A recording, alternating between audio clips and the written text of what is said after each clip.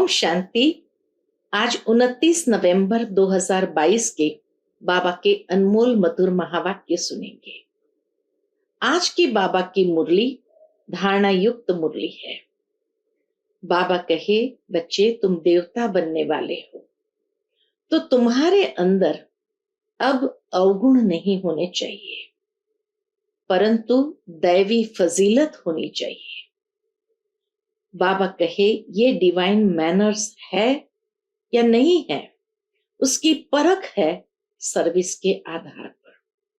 जितना जितना सेवा करते जाएंगे, दूसरों को आप समान बनाते जाएंगे, दैवी गुण धारण करने की उन्हें प्रेरणा देते जाएंगे, तो बाबा कहे वह तभी हो सकता जब खुद में ऐसी दैवी गुण की धारणा हो। फिर बाबा कहे, ये दैवी गुणों की धारणा तुम श्रीमत के आधार पर करते हो। बाप हमें हर कदम सिखाते हैं कि खान पान, उठना बैठना, चलना किस प्रकार का होना चाहिए। साथ ही बाबा कहे, तुम्हें फरमान वरदार बनना है और वफादार बनना है। जितना जितना इन दैवी गुणों को धारण करते जाएंगे, अर्थात देवताई लक्षण जितने आते जाएंगे, तो देवता सहज बनते जाएंगे। सुनते हैं आज के बाबा के मधुर महावाक्य। ओम शांति। मीठे बच्चे, तुम्हें मनुष्य से देवता बनना है, इसलिए दैवी फजीलत मैनर्स धारण करो। आसुरी अवगुणों को छोड़ते जाओ, पावन बनो। आज की मुरली से प्रश्न है, दैवी मैनर्स धारण करने वालों की परख किस एक बात से हो सकती है? उत्तर, सर्विस से।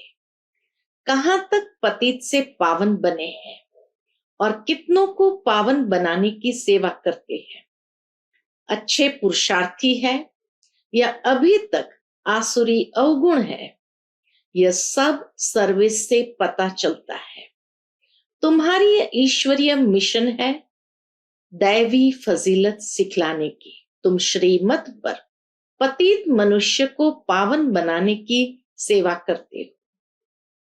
आज की मुरली से पहले गीत बजा है, ओम नमः शिवाय। ओम शांति। भक्ति मार्ग में महिमा करते हैं शिवाय नमः। ऊंचते ऊंच शिव, उनको ही शिव परमात्माय नमः कहा जाता है। ब्रह्मा देवताय नमः, विष्णु देवताय नमः कहा जाता है, और शिव परमात्माय नमः। फर्क हुआ ना? परमात्मा एक है, वह ऊंच ते ऊंच है, उनकी महिमा भी ऊंच है। इस समय ऊंचे ते ऊंचा कर्तव्य करते हैं। बाबा इस समय ऊंचे ते ऊंचा कर्तव्य करते हैं। उनका धाम भी ऊंचे ते ऊंचा है, नाम भी ऊंच है, और किसको परमात्मा नहीं कहते। परमात्मा के लिए ही गायन है, हे पतित पावन। आते भी है पतित दुनिया और पतित शरीर में। पतित शरीर का नाम है प्रजापिता ब्रह्मा। इसमें प्रवेश कर कहते हैं, मैं बहुत जन्म के अंत वाले साधारण मनुष्य तन में प्रवेश करता हूं। सूक्ष्म वतनवासी संपूर्ण ब्रह्मा में नहीं आते हैं। खुद कहते हैं, इनके बहुत जन्म के अंत के जन्म में आता हूं। बहुत जन्म लेते ही है कौन? राधे कृष्ण। उनके बहुत जन्मों के अंत का जन्म साधारण है। इसीलिए कहा जाता है, नर ऐसी करनी करे जो नर नारायण बने। अर्थात नारायण का जो साधारण नर स्वरूप है, उस स्वरूप में परमात्मा अवतरित होते हैं। तो उनके बहुत जन्म के अंत का जन्म साधारण है। ऐसे तो कहते नहीं कि मैं पावन शरीर में प्रवेश करता हूं। भगवान वाच, मैं साधारण तन में आता हूं। अब भगवान जरूर आकर के इस साधारण तन द्वारा आत्माओं को बैठ समझाते हैं कि मैं परम पिता परमात्मा हूं। मैं कृष्ण की आत्मा नहीं हूं, न ब्रह्मा विष्णु शंकर की आत्मा हूं। मैं परम पिता परमात्मा हूं। भगवान उवाच, कितना स्पष्ट तरीके से बाबा अपना परिचय देते। मैं परम पिता परमात्मा हूं, जिसको शिव परमात्मा नमः कहा जाता है। मैं इसमें आया हूं। मैं सूक्ष्म वतनवासी ब्रह्मा में प्रवेश नहीं करता हूं। मुझे तो यहाँ पतितों को पावन बनाना है। मेरे द्वारा ही वह सूक्ष्म वतनवासी ब्रह्मा पावन बना है, इसलिए उनको सूक्ष्म में दिखाया है। कितना अच्छी रीति समझाते हैं, परंतु मनुष्य सुनी अनसुनी कर उल्टी बातों पर चलते रहते हैं। आसुरी बुद्धि से सुनते हैं, मनुष्य आसुरी बुद्धि से सुनते हैं। ईश्वरीय बुद्धि से सुने तो संशय मिट जाए। त्रिमूर्ति का चित्र दिखाने बिगर समझाना मुश्किल है। उन्होंने त्रिमूर्ति ब्रह्मा नाम रख दिया है, क्योंकि शिव बाबा प्रजापिता ब्रह्मा द्वारा नई दुनिया की रचना रचते हैं। ये भी सीक्रेट बाबा खोलते हैं। त्रिमूर्ति ब्रह्मा क्यों कहा जाता है? क्योंकि शिव बाबा तो इन चरम चक्षु से देखा नहीं जाता, तो वो अवतरित होते हैं ब्रह्मा में और ब्रह्मा के द्वारा नई सृष्टि बनाते हैं। तो इसीलिए बाबा कहे, उन्होंने त्रिमूर्ति ब्रह्मा कह दिया। तुम बच्चे अभी सन्मुख बैठे हो, सब पतित से पावन बन रहे हो। जितना जो बनेगा वह सर्विस से दिखाई पड़ेगा। जितना जो पतित से पावन बनेगा वो उनकी सर्विस से दिखाई पड़ेगा। यह अच्छा पुरुषार्थी है। इनमें अर्जुन अवगुण है। देवताओं में दैवी गुण थे। हर एक अपने आसुरी गुण और उन्हों के दैवी गुण वर्णन करते हैं। अभी आसुरी अवगुणों को छोड़ना है, नहीं तो ऊंच पद पा नहीं सकेंगे। बाप समझाते हैं, बच्चे दैवी गुण धारण करो। खान पान चलन में फजीलत चाहिए। पतित मनुष्य को बद फजीलत कहेंगे। देवताएं फजीलत अर्थात मैनर्स वाले हैं, तब तो उन्हों का गायन है। हर एक को पुरुषार्थ करना है, जो करेगा सो पाएगा। अब भगवान तुमको सहज राजयोग और ज्ञान सिखला रहे हैं। ज्ञान सागर एक बाप है, जो तुम्हें ज्ञान देकर सदगति में ले जाते हैं। उन्हें ही सुखदेव भी कहा जाता है। तो यहाँ की सब बातें न्यारी है। जो ब्राह्मण बनने वाले होंगे उन्हों की ही बुद्धि में यह ज्ञान बैठेगा। बहुत करके पूछते हैं, दादा को ब्रह्मा क्यों बनाया है? बाबा कहे, बहुत करके पूछते हैं, दादा को ब्रह्मा क्यों बनाया है? बोलो, इन बातों को बैठकर समझो। हम तुमको इनके 84 जन्मों की कहानी सुनाए। सब ब्रह्मा कुमारियां पावन बन देवता बन जाएंगे। पावन बनने बिगर वर्षा मिल नहीं सकता। भगवान ऊंचते ऊंच निराकार शिव बाबा है। वर्षा देने के लिए जरूर ब्रह्मा तन में आएगा। यह प्रजापिता ब्रह्मा है। सूक्ष्म वतनवासी ब्रह्मा को प्रजापिता नहीं कहेंगे। बाबा कहे, यह प्रजापिता ब्रह्मा है। नीचे जो है यह प्रजापिता ब्रह्मा है। सूक्ष्म वतनवासी ब्रह्मा को प्रजापिता नहीं कहेंगे, क्योंकि वहां कोई प्रजा रचने की बात ही नहीं है। वहां थोड़ी प्रजा रचेंगे। हम ब्रह्मा कुमार कुमारियां साकार में है, तो प्रजापिता ब्रह्मा भी साकार में है। यह राज आकर समझो। सूक्ष्म वतनवासी ब्रह्मा अर्थात संपूर्ण ब्रह्मा और साकार का ब्रह्मा दोनों का राज भी आकर समझो। हम इस दादा को भगवान नहीं कहते, यह प्रजापिता है। इनके तन में शिव बाबा आते हैं पावन बनाने। यहाँ कोई पावन है नहीं। त्रिमूर्ति शिव के बदले त्रिमूर्ति ब्रह्मा कह दिया है, परंतु त्रिमूर्ति ब्रह्मा का कोई अर्थ नहीं है। ब्रह्मा को मनुष्यों का रचयिता भी कहते हैं, इसीलिए प्रजापिता कहा जाता है। इसमें वह निराकार प्रवेश कर वर्षा देते हैं। सूक्ष्म वतनवासी ब्रह्मा पावन है, संपूर्ण है, पावन है। वह पतित से पावन बनते हैं। हम ब्राह्मण भी पतित से पावन देवता बनते हैं। शिव परमात्माए नमः कहा जाता है। शिव परमात्माए नमः कहा जाता है। ब्रह्मा विष्णु शंकर को देवता कहा जाता है। भगवान ही भक्तों का रक्षक है, वही सबको सदगति देंगे। पतित पावन है तो जरूर आकर पतितों को पावन बनाएंगे। पहले पहले पावन है लक्ष्मी नारायण, वे जरूर पुनर्जन्म लेते होंगे। 84 जन्म पूरे होने से फिर साधारण मनुष्य बन जाते हैं। उनमें फिर बाप प्रवेश करते हैं। तो यह व्यक्त ब्रह्मा, वह अव्यक्त ब्रह्मा। आज की मुरली में बाबा पूरा ब्रह्मा का रहस्य स्पष्ट करते हैं। यह व्यक्त ब्रह्मा, वह अव्यक्त ब्रह्मा। सूक्ष्म वतन में सृष्टि नहीं रची जाती है। अक्सर करके लोग इस बात पर मूंझते हैं, तो तुमको समझाना है। बाप कहते मैं बहुत जन्मों अर्थात 84 जन्मों के अंत के जन्म में प्रवेश करता हूं। भारत में पहले देवी देवता आए, वह फिर पिछाड़ी में हो जाएंगे, फिर पहले वही जाकर देवी देवता बनेंगे। विराट रूप का चित्र भी जरूर होना चाहिए। बच्चों ने अर्थ सहित बनाया है। ब्राह्मण चोटी, देवता सर, क्षत्रिय भुजाएं, वैश्य पेट, शूद्र पैर। आबू में म्यूजियम में यह चित्र विशेष बाबा ने बनवाया था।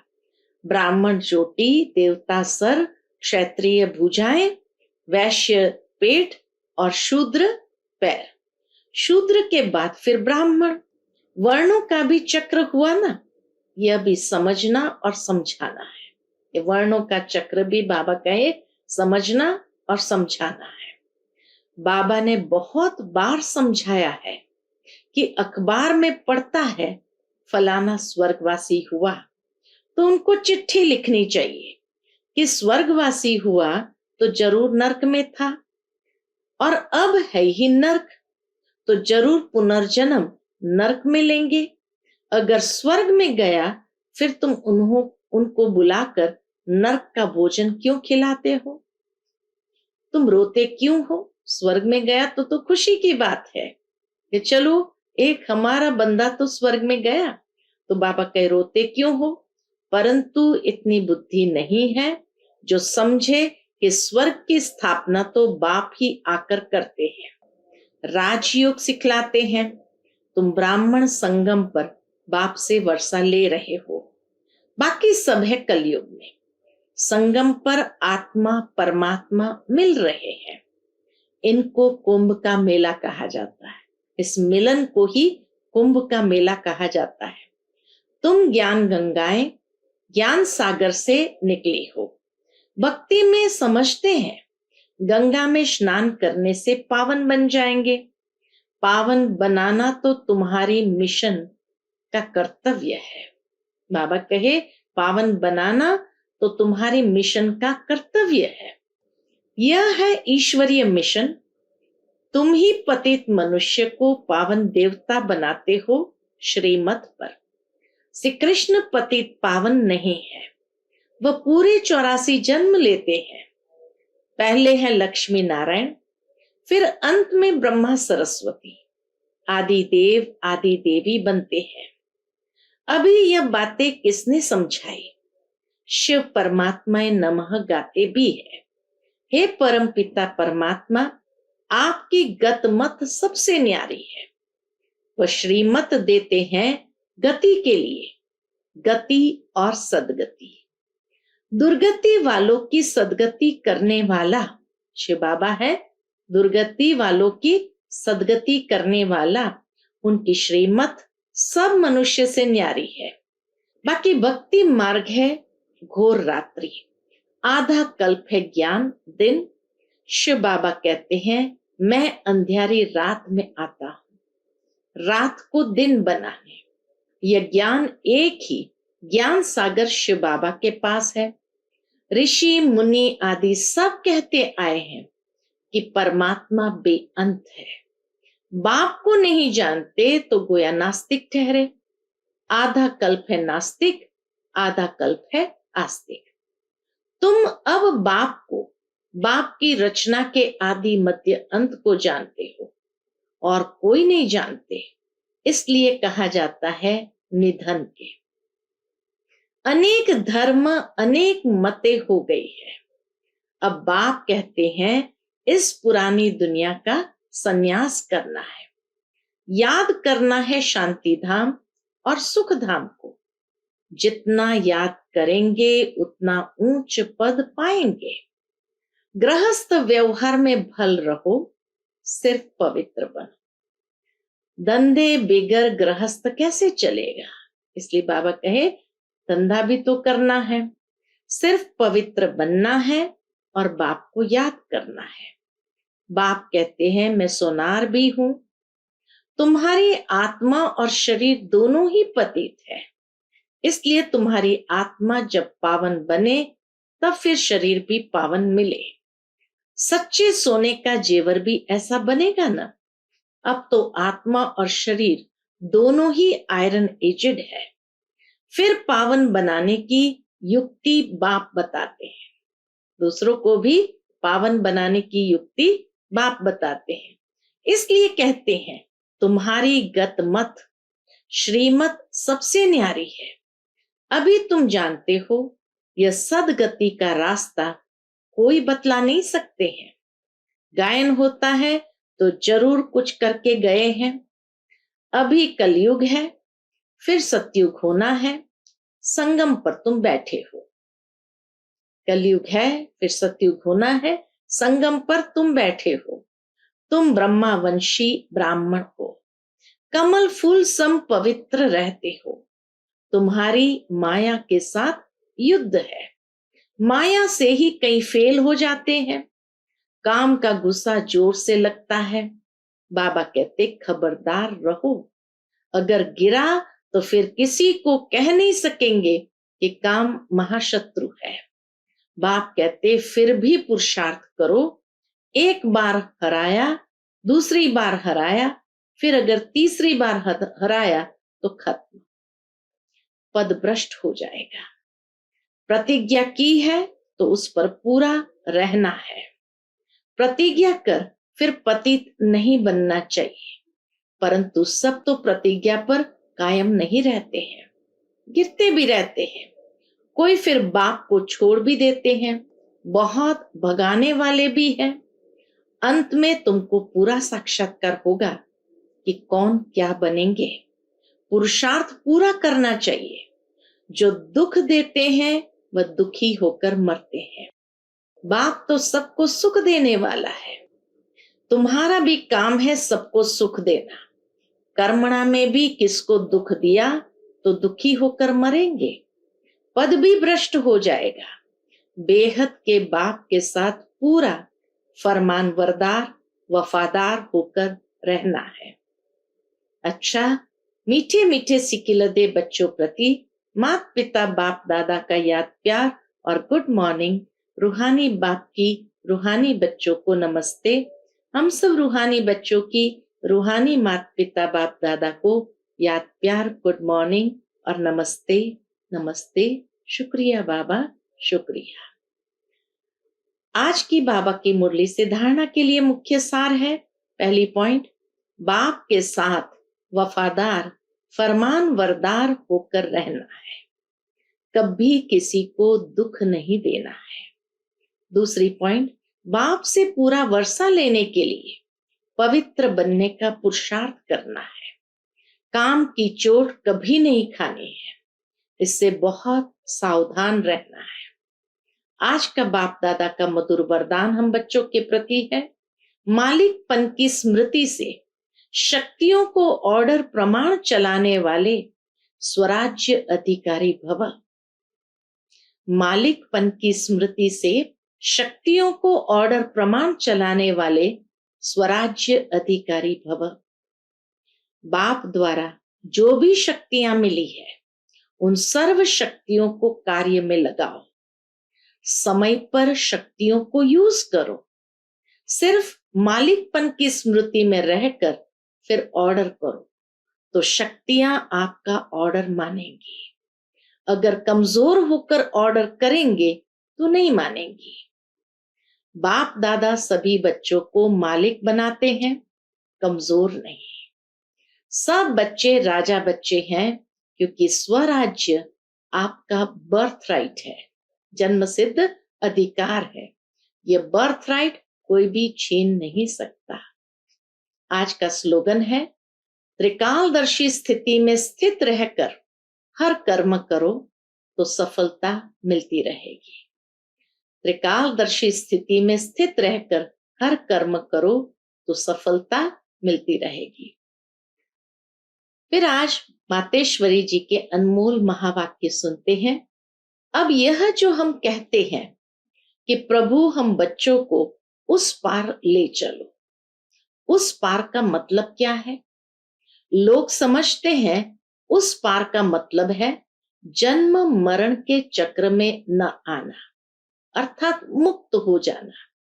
अब यह तो हुआ मनुष्य का कहना, परंतु वो कहता है बच्चों, सचमुच जहां सुख शांति है, दुख अशांति से दूर है, उसको कोई दुनिया नहीं कहते। जहां सुख शांति है, दुख शांति से दूर है, उसको कोई दुनिया नहीं कहते। जब मनुष्य सुख चाहते हैं तो वो भी इस जीवन में होना चाहिए। अब वो तो सतयुगी वैकुंठ देवताओं की दुनिया थी। मुक्ति धाम में तो बाबा कहे दुख शांति से भी दूर है तो सुख शांति भी दूर है, लेकिन वास्तव में जिस दुनिया की बात करते हैं अब वो तो सतयुगी वैकुंठ देवताओं की दुनिया थी, जहां सर्वदा सुखी जीवन थी। उसी देवताओं को अमर कहते थे। अब अमर का भी कोई अर्थ नहीं है। ऐसे तो नहीं, देवताओं की आयु इतनी बड़ी थी जो कभी मरते नहीं थे। अब ये कहना उन्हों का रॉन्ग है, क्योंकि ऐसे है नहीं। देवताओं की कोई बहुत बहुत बड़ी थे, कभी मरते ही नहीं थे, ऐसा नहीं। उनकी आयु कोई सतयुग त्रेता तक नहीं चलती है, परंतु देवी देवताओं के जन्म सतयुग त्रेता में बहुत हुए हैं। 21 जन्म तो उन्होंने अच्छा राज्य चलाया है, और फिर 63 जन्म द्वापर से कलयुग के अंत तक टोटल उन्हों के जन्म चढ़ती कला वाले 21 हुए, फिर उतरती कला वाले 63 हुए।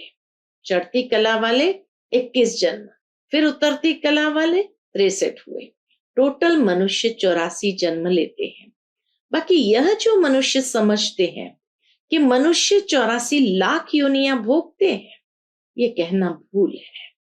अगर मनुष्य अपनी योनि में सुख दुख दोनों पार्ट भोग सकते हैं तो फिर जानवर योनि में भोगने की जरूरत ही क्या है?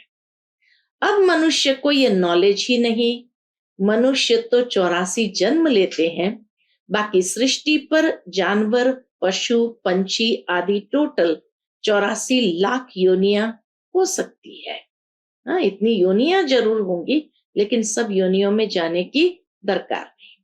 अनेक किस्म की जैसे पैदाइश है, उसमें भी मनुष्य मनुष्य योनि में ही अपना पाप पुण्य भोग रहे हैं, और जानवर अपनी योनियों में भोग रहे हैं। न मनुष्य जानवर की योनि लेता और न जानवर मनुष्य योनि में आता है। मनुष्य को अपनी योनि में यानी अपने जन्म में भोगनी पड़ती है।